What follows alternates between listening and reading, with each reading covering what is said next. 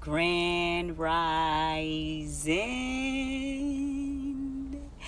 So, let me tell you, today in my reading,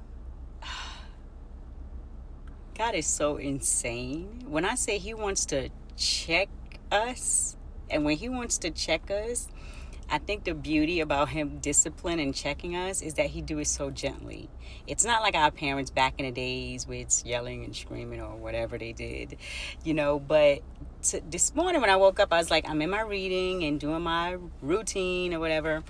And I mentioned I'm doing this 40-day prayer challenge.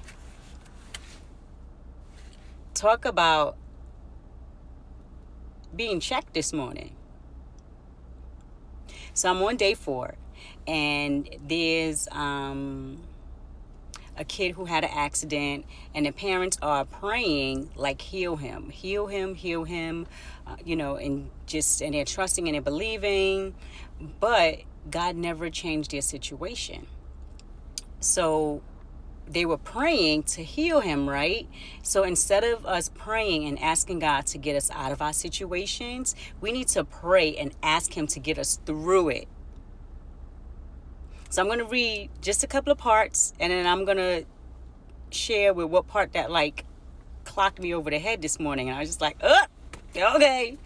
So there's a part that it says, we often so anxious to get out of difficult, painful, or challenging situations that we fail to grow through them.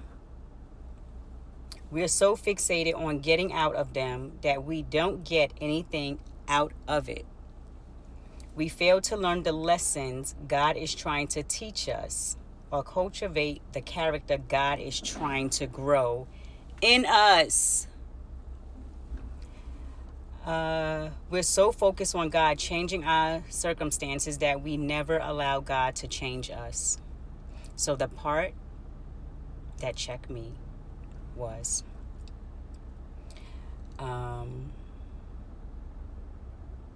sometimes we need to pray get me out prayers, but sometimes we need to pray get me through prayers. And we need the discernment to know when to pray what. If we're being completely honest, most of our prayers have as their chief objective our own personal comfort rather than God's glory. We want to pray away every problem, but those short-sighted prayers will short-circuit God's perfect plan.